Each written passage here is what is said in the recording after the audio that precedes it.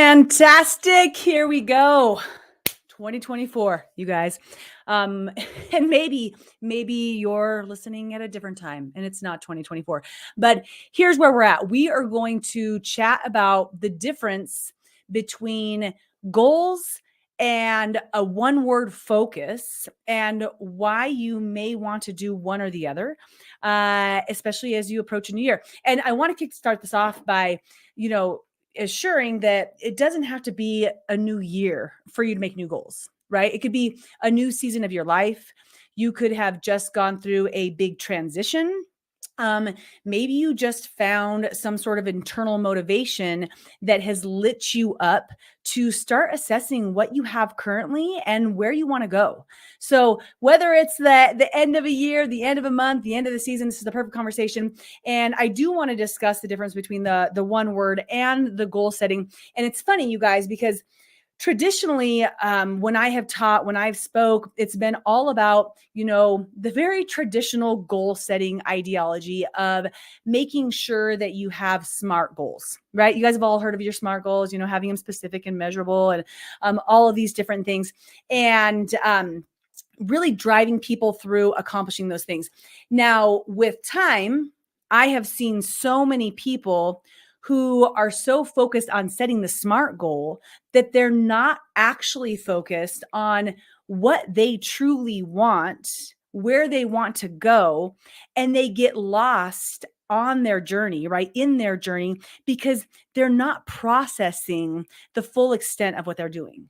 And, with this, it often results in failure of our goals. I mean, how many people, right? By mid-July, if they do New Year's resolutions, they're already cashed out on whatever they said they were going to do or not going to do.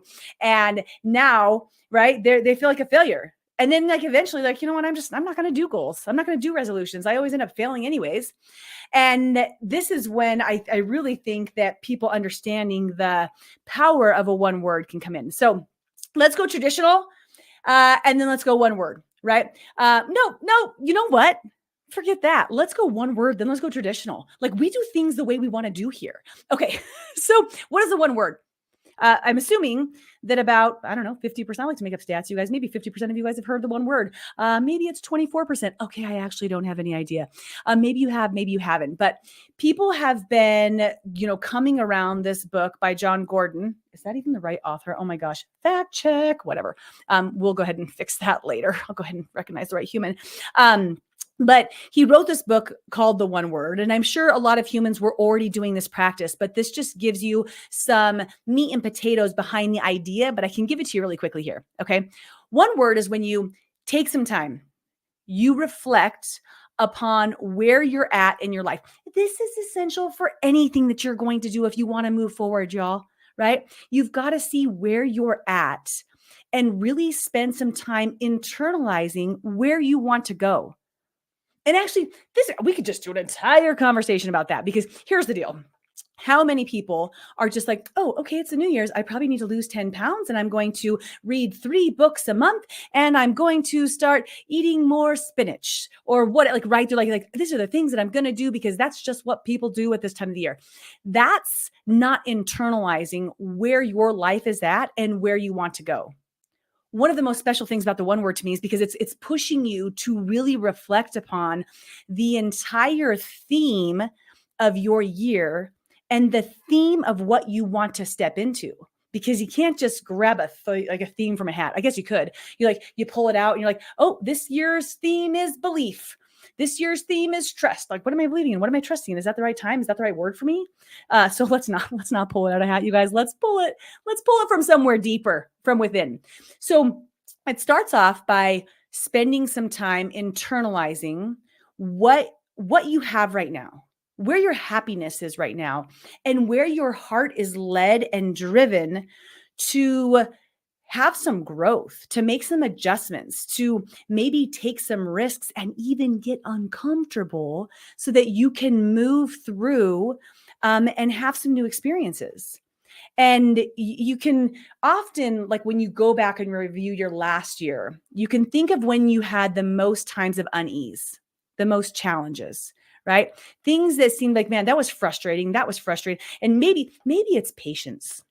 you take a look at it, you're like, wow, I look at the last year and I was impatient. I mean, I would lose it over and over. Like I just, if I could gain some patience, what would my life look like this next year, this next season, this next chapter? Or maybe it is wrapped around your health. You're like, what if I could just, love myself enough to take care of myself in a different way. Maybe you look at it and you're like, my finances tore me up. It's tearing my relationship up. It's tearing my attitude up, and I really want to focus on my relationship with money and my finances. So taking some time to reflect upon a major theme, not 5 major themes, a major theme that you feel like is currently maybe inhibiting your potential growth, happiness, joy, development, the next phase, the next stage for you, right? And spending some time with that. And after you start to do this, and so every time that we've done this practice, right? I love to do it in some sort of group setting if I'm able to, or have people to share with, because sometimes we kind of get stuck, right? So like this year, I have just spent any time that I can be in a yoga studio at the end, my savasana, in a workout, on a walk, or maybe just if I get to get in the bathtub at the end of the day. Like, right? If it has to be when you're going to the bathroom, that's when it is. Like when you can find time to just be with yourself and start to really think about some of these things, and then play with some different words, right? Throw some different things out there and see how they feel. Now, some words you're gonna be like, I could do that one, but is it right? Right? You might brainstorm and bring it down to like 5 or 6 things. And then you go through it and you think about, okay, so now if I'm walking through this next year, this next chapter, this next season, focusing on this word, everything that I do, I focus on this word. How is that going to affect my end results, my mental state, my physical state, my financial state, my relational state, right? How is that going to affect it?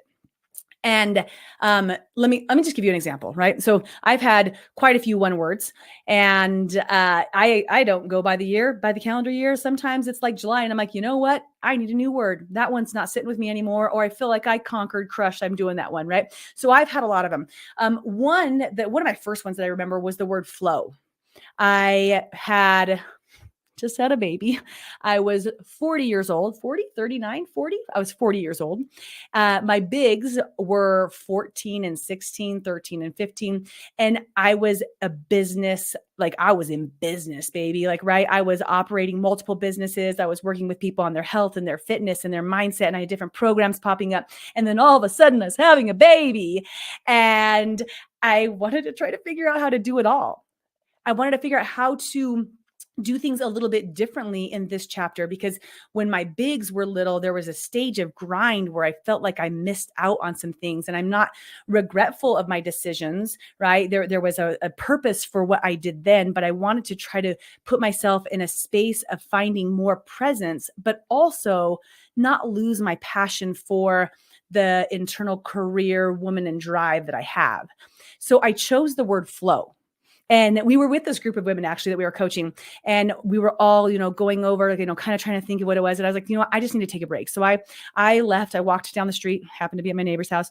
And I walked like a half mile on a cool night and just thought with myself, what felt right. And when I found the word flow, I just got full body chills. I'm like, that's it.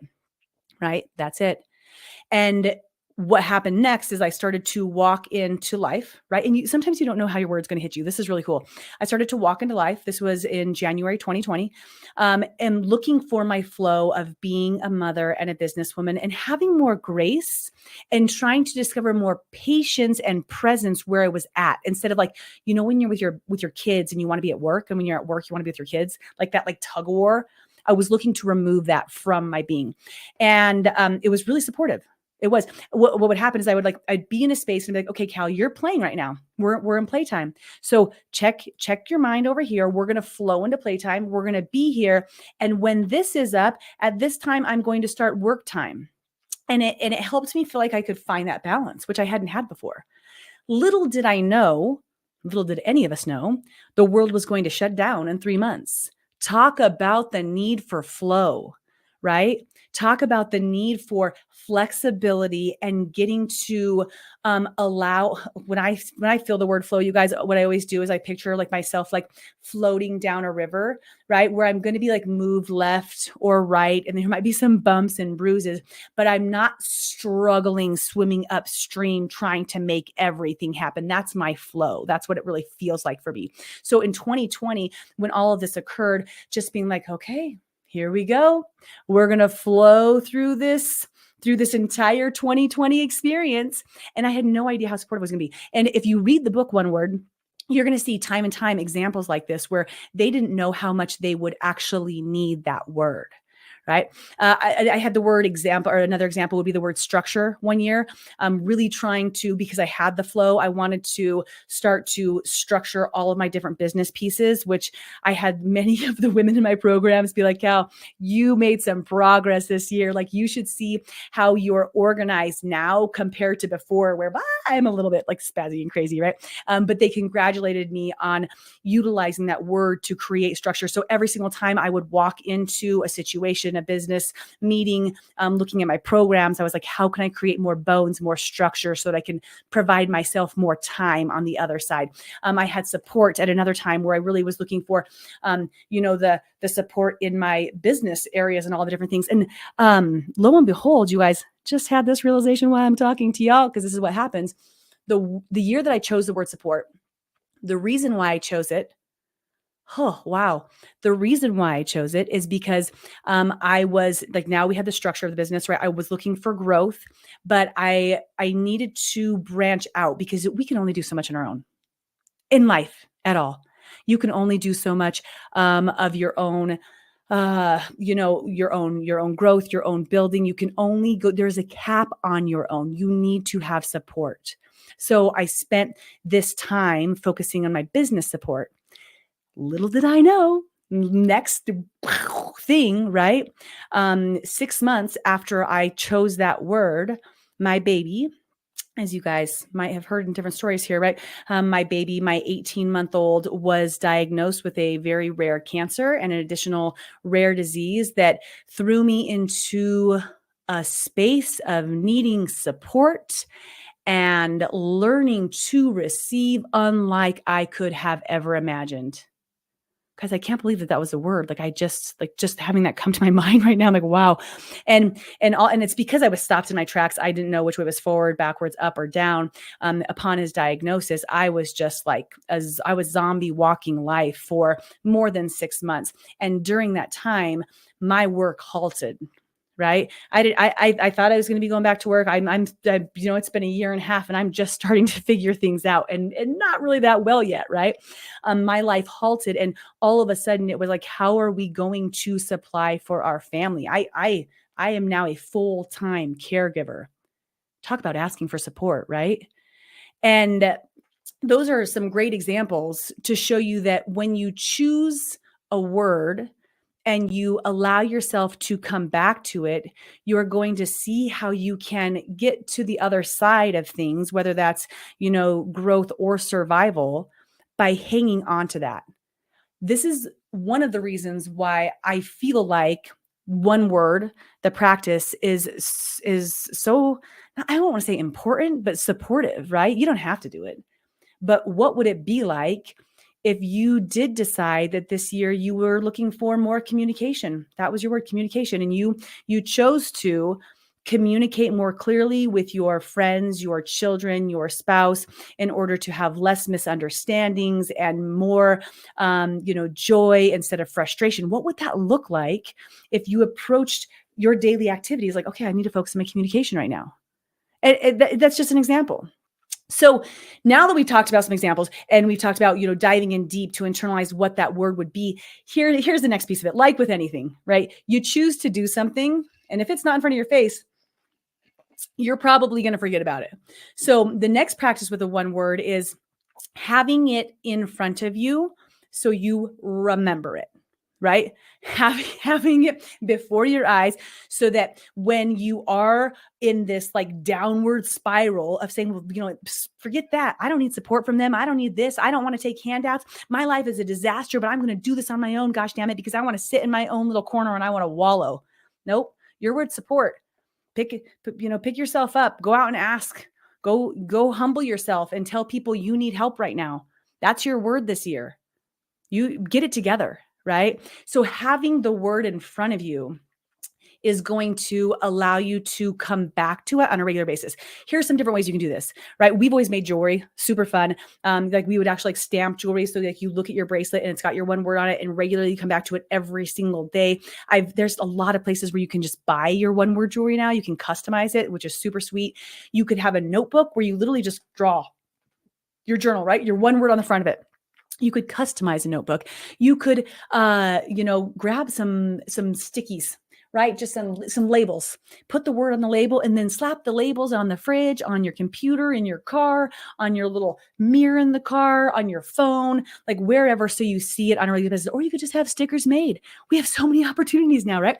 And then my favorite are my friends that get tattoos of their word. Not kidding. And that's not just a single friend, guys. I have many friends who have their one word tattoos. So committing to it and connecting to it, right? And then the final step is just when you're walking through life, pausing from time to time and being like, yo, is that really in alignment with your one word of support? Is that really in alignment with your one word of structure? Like when I'm like, my business is all over the place. I'm like, whatever, we're just going to do this. That's not in alignment, Cal. Like, let's go back to the word. This is the commitment that I made, was to structure. And pick your word of choice, right? And having that on a regular basis where you revisit, so you make these tiny changes in your actions, but it doesn't feel like you're being tortured. It's not like, well, I've got to go to the gym 6 times a week and I've got to eat, 4 ounces of chicken and 3 ounces of broccoli and this. And you have all these specificities. Is that even a word? You guys know the word I'm looking for there, right? And if I don't do that, then I'm going to punch myself by, not being able to have my I don't know, whatever it is. Okay. So it's not like that SMART goal. In fact, it's just a feeling that's going to encourage you to make different small actions. And we all should know this. Small, consistent actions are what is going to lead to your ultimate results, right? It's not the big things. It's the small things that you do daily. And when you're focusing on that one word, you will start to see a shift in your life. It's pretty amazing. Now, does that mean that you don't make goals? Does that mean that you don't have SMART goals in the background? Absolutely not. Especially if you're on the run for something. If you're writing a book, Callie, and you need to finish that, Callie, right? Maybe you write down a map of what day you want to finish and what you're going to accomplish each day in order to get to that goal, right? You can start to map some things out for those specific things that you want to check off of your list, more like the accomplishments that you want to do, right? You want to refinish the basement. Awesome. What do I need to get done? Here's my list. What's the timeline? Okay, that looks like I could do it. And then going out there and creating some sort of manageable, measurable structure for you to do that. That's wonderful. I just think that most people pop right to the SMART goals and they're just like trying to make these SMART goals over these dumb ideas. They don't even know. Like that's not what I actually wanted. I just spent a month of my time planning all these things, organizing it, saying this is what I was going to do. And then halfway through realized like, F this is not what I wanted. This is not who I truly am. And now all of a sudden I feel like a failure because I already, dumped out on my goals. And if we could all focus first on our one word so that we can connect to what we truly want, the SMART goals will come with more ease because we will be more aligned with where we want to go. So is it one or the other? No, I don't think so. You might have a different opinion. You do you, boo, right? These are just my 2 cents that I give on here, offering some perspective that I hope could reveal a miracle in your life. But I do think that if you could make one shift and you haven't done a one word before, this would be a great year or a great chapter or a great season to do it. So that's what we got today, you guys. One word versus the SMART goals, and the evolution in my crazy ass world. That's just a couple of them.